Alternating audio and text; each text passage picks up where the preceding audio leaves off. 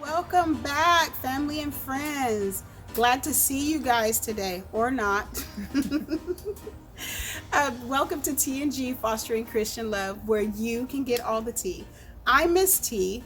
This is my special guest. I had a surprise for you guys. Didn't want to tell you guys. I wasn't sure if she was going to be able to make it, but she is here. This is my daughter, Kiara. Hi, everyone. And I brought her on because she has been, I want to say, with us since, 15? 14? 16? 16. Great. Yes. 16, the prime age for trouble, guys. And she gave us a lot of it. Yes, I did. Yes, I did. But I brought her on so that she can have a moment to chit chat with you guys today, and I can kind of ask her some questions because we are talking about raising foster children, inviting them in our homes, what that could look like, the challenges and the triumphs that we could face. So I do want to start by asking, what was your home life like growing up? My home life growing up was a little difficult. Of course, as you mentioned, I was a wild child, so I didn't want to listen to no one. I thought I was grown, so as you guys all do. Yes, we all feel that way. So it was a little rocky. Mm-hmm. So it wasn't really the best situation, but Yeah. it was a beautiful situation in a dark place. So were you at home with your mom, with your grandma? Were you living with uncles, or what was that like? So it was really mostly my grandmother and my mom, and then my grandmother's boyfriend and my uncle's downstairs. So. Oh, okay. Yeah. Okay, great. So, in the household, what was your relationship like with your mom versus your relationship like with your grandmother? And then you said your uncles live downstairs. Mm-hmm. You said live downstairs. I'm assuming it's a big house. It was a big house. It had like 2 stories. So. Oh, okay. Well, I'm Latin, so we have family everywhere. Well, because I was going to I was going to ask where you was from, but I want to know that first. Yeah. So initially, my mom was the person that went to school and went to work, and she raised me at a young age, so she was really never really around, so I didn't really have like a strong relationship with my mom. With my grandmother, however, we were tight as thieves. She technically raised me. She always made sure to remind me of my phone number and my address and my name. Oh, the grandma's always holding it down. Yes, so we talked and walked and did all that stuff. My uncles, I never really was really close with them. I always considered me and my mom the black sheep of our family, so we really never was like close to our family, like as the Hispanic culture should be. So like the outcast. Yes, we felt like the outcast at one point. That's interesting. So why did you guys feel like the outcast? We just never felt like we were just close to the rest of the family members. Me, for instance, I was the youngest cousin, so of course all my cousins are older. So, there's a different dynamic. With my mom, I personally don't know with that. I mean, I think that's more of a personal issue with her in my family. But I know for me, speaking for me, I was always attached to my grandmother to the hip. So whatever events we were. As was I. Yes, I was with her. So, I was always that quiet, shallow type of kid growing up. And being that I was a younger cousin, I really never had a lot of cousins to play with. So it kind of left me to be somewhat of the outcast. So as I got older, it still wasn't really there. Yeah. So you had mentioned Latin. So where are you from? My family's from Nicaragua. Come on, girl. Yes. So if y'all don't know where Nicaragua is, it's in Central America. Yeah. That's what I'm talking about. I know the food is off the hook. Oh, absolutely. Absolutely. All the Popeyes, everything. Yes, Look, the fish, the people. Yeah, even, all of the things. Even soda tastes good in a plastic bag. I don't know why, but it does. They put the plastic bag, the soda, and then the straw. Really? Yes. Oh, that's different. It is different, but for some reason it tastes better too. Really? So you can try that at home, Soda in the bag, guys. Don't forget your straw.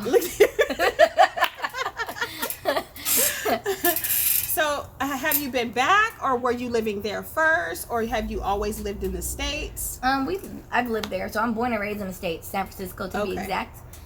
So I was raised there, but my mom and my grandmother, they were born in Nicaragua, and then they immigrated here with the rest of my family members.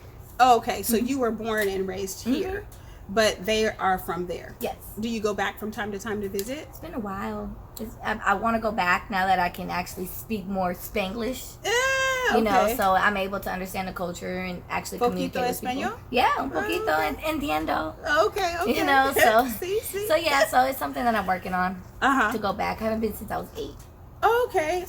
So how did you come to the system? Like, how did you get in foster care? So at 14, I went into the system. So, you know, of course, as I told you before, my household was a little rocky. My mom, she was getting into stuff that, you know, of course, we really don't approve as Christians. Yeah. And I feel that, you know, with my grandmother's boyfriend, he did some inappropriate things. But that's kind of what removed me out of the household. I believe, I'm not sure the exact story. I just know that that's what happened at that time. Yeah. And it just kind of caused me to rebel, and my mom couldn't control me. So that's how I went into the system. So you was a wild child. I was a wild child. Well, come on, I was Jesus. born to be wild. But the Lord know how to deliver him. Come Amen. on. So when you came to, once you got into foster care, how many homes did you go to before you got to us? A lot. I've been to group homes, foster homes, even, you know, someone else actually getting guardianship from me. So, yeah, I went through all the steps, you know. So you had somebody got guardianship, and then you came back into the system. So you was wilding out that much? I was wilding out. I think she didn't know. I think what it was is she never raised a teenager. Yeah. So, you know, compared to having little babies and then a teenager. And she was my mom's best friend, so she felt like, okay, she's the closest family member, friends of a family member that I can be around. Yeah. And it was good at some point until I felt that a 15-year-old child shouldn't have a curfew at 12 a.m. Whoa. So, you know, it got to a point where I abused that because I took advantage of it. I mean, if I got home at 11:59, at least I made it to my curfew, you know. I'm sure. But I'm sure that a lot of kids have. Yeah, so I abused it where I ended up sneaking out and I ended up doing things that I wasn't supposed to at 15. And, you know, so it was just kind of like, I wouldn't say it was her fault, but it was both of our faults, you know. Yeah. And I think that part is where she realized that this is not for me. Yeah. So she put me back in the system, and believe it or not, that actually led me to head here. Okay. That was my last stop in Bay Area. So. Okay. So when you went from home to home, and then I heard you mention group home. What was that like in the group home? Oh, group home. I call it the jungle. You know. Oh. But I mean, not all group homes are like that. You know, there is, you know, myths that some group homes are bad, and there's some group homes that are even worse than bad. But I've been to some group homes that the staff actually does care about you. It's just the kids that kind of mess it up. You know. Yeah. It's the decision making and just their actions. You know.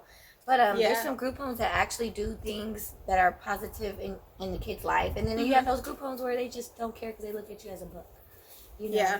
And I know that some group homes, they will take you like to church or something like that if you ask. Like events, they used to take us to like parks, and we used to go to I want to say Six Flags, but like, you know, the state fairs. And, you know, they have their own little money where they can spend it on us, and we have like our own allowance. And, you know, they actually made us feel more of a as a community. Yes. Yeah. And so I mean, it's good at some point. And then like the group homes that I was in, you know, you had those staff that didn't really know how to cook. So, you know, you still taste the flour and the chicken. And you got doors broken. You know, you got girls stealing your clothes and fighting. It just, it was a lot. Yes, it's night and day when it comes to different group homes. So how did you get from the group home? Because did you go from the home to home to home to home, then the group home, then here? Like, how did you transition to the valley? So I was in a placement where they put, you know, trying to figure out where to put you guys. Then I went to a few foster homes in the Bay Area, and then more group homes in the Bay Area. And then I don't know if the system was like, hey, you're being bad too much, we need to send you to the valley. And They're just out of control. Just out of folks. control. But I found out that once your parents give their rights up, then the system has the ability to send you wherever they feel that is needed or whatever available home is available. So your mom gave up her rights. Yes, my mom and my dad. Oh, okay. Oh, wow. So how did that make you feel?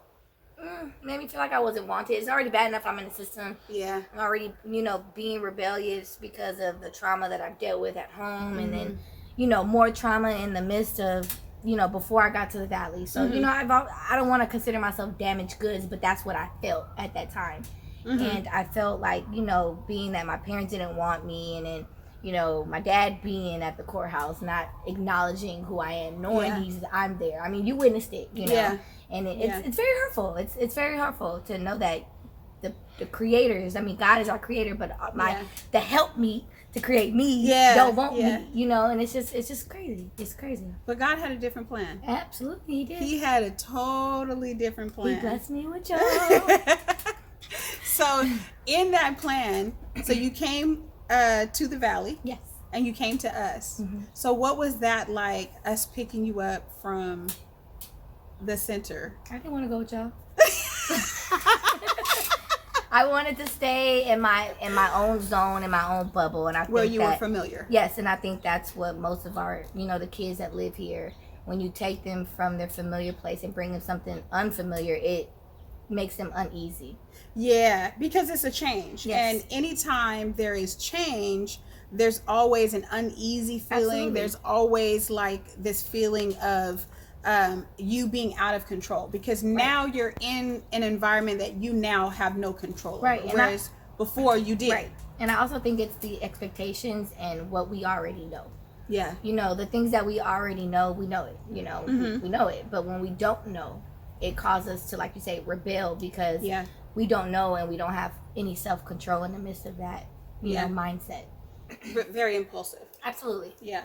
And then the impulsivity, a lot of people don't realize and don't know that children, their brain is not completely developed. That frontal lobe does not completely develop until they're at least 25, 26. Because I think that when the shift happened for you, when you called me and was like, Mama, I just feel like I should be doing something more. Like, this is not it.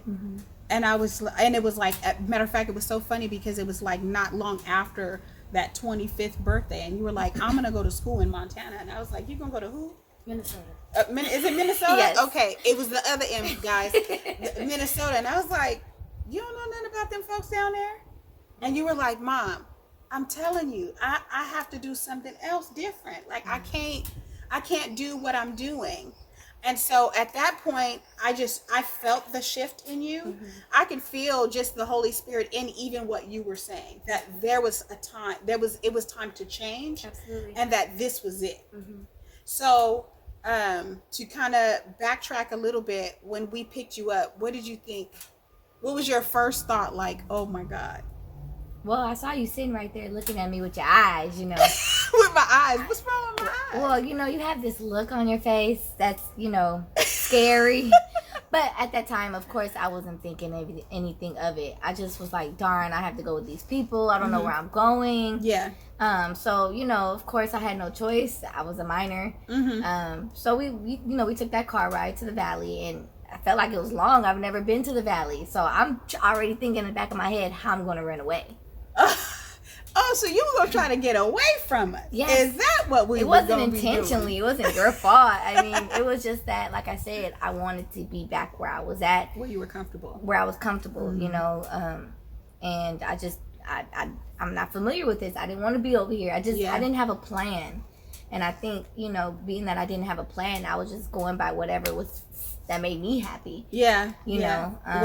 Somewhere where you were familiar. Right. You know how to navigate the streets. But when you come to the valley, it's like, I don't know these people. And I don't even know where I'm at. Yeah. I don't even know how do I get from point A to point B so I can run away? Right, exactly. I can't call my people and be like, hey, pick me up at so-and-so house, Yeah. I can't do that. I mean, I did that at my other foster house where I was talking to my foster mom and they called and said I'm outside and I ran out, so I can't do that here. Yeah. So when I did decide to stay, kind of get the feel of, you guys. And I was like, okay, they're not too bad, you know, until I got in trouble. Then that was different. So what was that like when you were getting in trouble? Oh my God. I never felt so much discipline, you know, like I never had discipline. So Yeah. I didn't even know what the definition of what it was. So when I've experienced what discipline was, I felt like I needed that. I mean, at that time, I didn't like it, and I felt like I didn't need it. Yeah. But now that I'm old enough to understand and look back, I really needed it. Oh, you know? girl. I feel like all our kids... You kept us busy. That's a good thing. You kept... you kept us really... Like, you would be grounded, and as soon as you were done, Get you right would back be on right it. back on it. I couldn't even have a phone. Oh, sometimes my even gosh. like the house phone, I had to be monitored. Look, let me tell you guys what type of phone they gave me a house phone, but they said if you're going to act up, we're going to give you this type of house phone. I'm thinking it's the house phone where you pick up and you put like this. No, the house phone was the old school house phones where with the cord. with the cord, and you turn the numbers, and yeah, I remember that. Yeah, Because remember, with the girls, they used to want to sneak the phone in the room at nighttime That's and me. talk on the phone. That was me. And so you guys had a certain time that you need to be off the phone. You guys need to be getting ready for bed. Like everything was like structure. And y'all was like, well, look, why we got to be in the bed at this time? And we're like, okay, you have school in the morning. Well, I'm going to get up for school. And then when it's time to wake you up, don't nobody want to get up out of the bed. Well, it's 5:30 in the morning. Who wants to wake up at 5:30 in the morning? But it was a routine, you know. Yeah. It was something that you did. You always woke us up at 5:30, and even if we wasn't ready, we was still gonna make it to school. But what was most important is that we was always on time for devotion. Yeah. That was like, if she didn't care if we wasn't on time for school, which I mean she did care, but she really cared if we made it on time to hear the reading of the word in the morning because of how much it affected us. You know what I mean? You know, what I noticed is that it changed your whole attitude. Absolutely. It changed your whole tone. Like you would go from being very angry about being up and very frustrated to then there was just a calmness and a peace that would come. And then the house flowed more smoothly when we were consistent, you know, being consistent about being up and being in the word and just hearing what it was that the Lord was saying to us from day to day, and then having prayer as a family. Right. You know what I mean? It changed just the trajectory of what that day was going to be like. Absolutely. Because you never know, like even, you know, we could have a topic, you know, talking about anything, faith or anything, and we don't even realize that day ahead of us, even though we prepared mentally for it, but at that day ahead of us, we could have went through a situation and been like, oh, this goes back to what we talked about today. And it's not no coincidence. And I think that's what helped me secure my relationship with God, because I'm like, this is no coincidence. You're obviously here for a reason. Yeah. You know, yes, I'm being bad. I'm making, you know, I'm starting trouble, but I know that some way, somehow this is working for me. Yeah. I don't know what it's for. Yeah. I don't understand it. Yeah. But I'm gonna go with it, you know, and that's what I did. You know what? And then it turned out to be a beautiful situation. Absolutely. A very beautiful situation. And that's why I go back to saying that my situation at home was a beautiful thing in a dark place. Yeah. Because, you know, it's like what they say, you know, diamonds can grow through, roses can grow through concrete. Yeah. And I felt like I was that rose growing through that concrete. Yeah.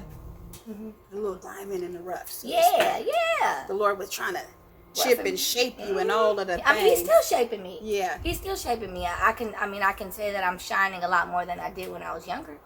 Yeah. You know? Through growth. Absolutely. Through reading of the word. I can remember many days that you would call me and you would say, hey, Mom, well, what does this mean? And what is the Lord talking about when he's saying this? Or, you know, Bishop was ministering on this very same thing. And now I understand what he was talking about. Or different things that you would go through. And you would be like, Mom, every time I'm getting ready to do something bad, I always hear you or Daddy's voice in my head.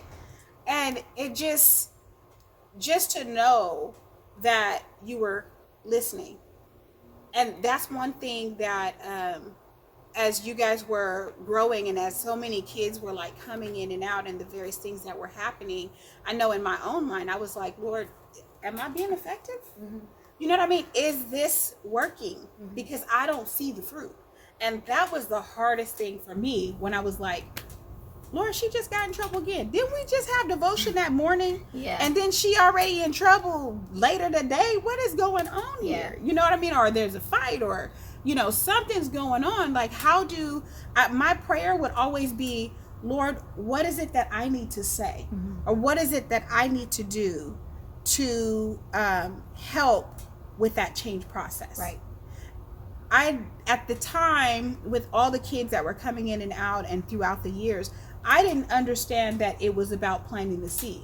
So then I would get depressed, and my feelings would be just, because at that time I didn't realize that it wasn't really about me, but that it was about planting the seed.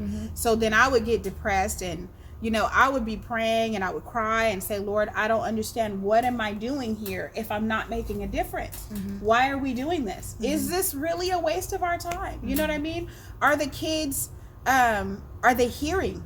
Are they listening? Are they getting what it is that we're pouring into them? Because I don't see. I don't see what's happening here. I didn't realize that it was about planting the seed.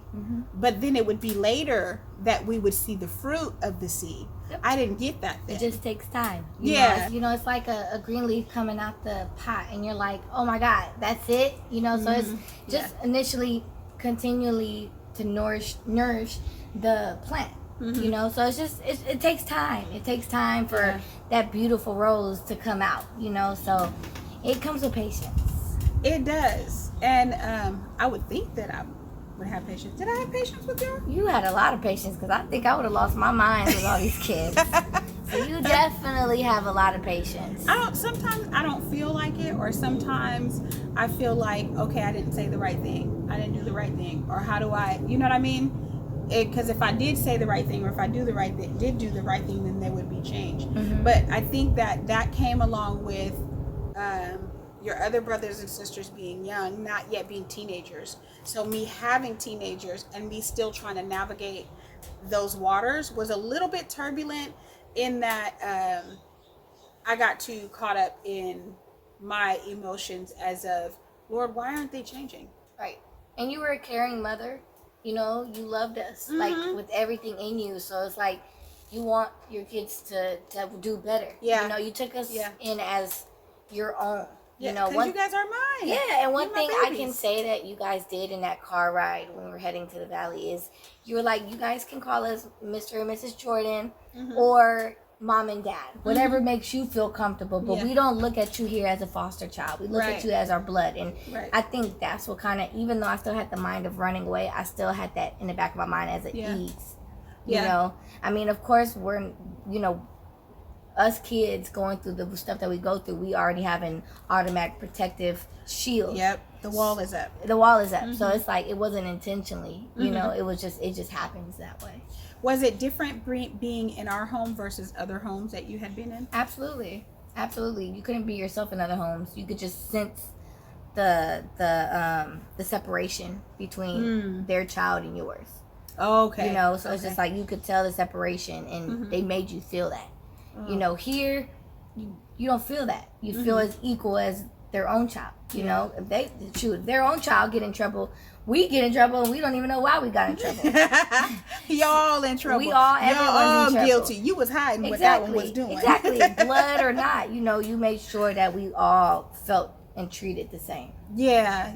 And I for me, that was important, because I know for me, when I was growing up, I had like step brothers and sisters and stuff like that, and the difference that was made. And it wasn't so much as my mom, because at some point I lived with my grandmother most of my life, and at some point as a teen I lived with my mom, but then I ended up running away from my mom. But I felt the difference. Absolutely. You get what I'm saying? Between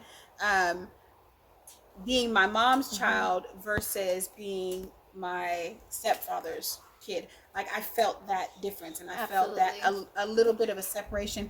And he loved me, don't get me wrong, you know what I mean? But I felt there was a difference. And that was one thing that I said long ago. I never want any child that comes into my home to feel like they have to be guarded, or to feel like they're not welcome, or that they're not loved, or that there was a difference being made, or like any type of emptiness that I as a mother can feel, but I'm just, you get what I'm saying? I'm not filling in where I should be as a mom. Right. Because my thought process was, I have a bigger family now. Yes. And my family wasn't just us being Black, but it's a diversity. Yeah. It's a diversity, especially in the times that we live in today. I think it's really important to see that, you know, we have no racism in our family. Yeah. It's we have every color, every flavor that you can think of, and there's no way that there is an inch of blood of racism here. Yeah, and I always try to learn other cultures. Absolutely. Because I wanted to incorporate that into other kids that would come. Like, what do you like to eat? What do you normally eat? You know what I mean? What is life like at home? Like, what were you comfortable with? Because it always seems to help when they have a little piece of home. Absolutely. So like, even with your sister and us adopting her and her being from Mexico, well, her thing is burritos, like oh my God, all the time, burritos. And she would eat burritos all the time. And then I made beans, not chili beans, but I just made beans. Right. And she was like, oh, this tastes like my abuela's, you know, beans, and they taste so good, and I feel like I'm in Mexico. And Mom, are you gonna make these all the time? And I'm like and she's like, and how did you learn how to make them?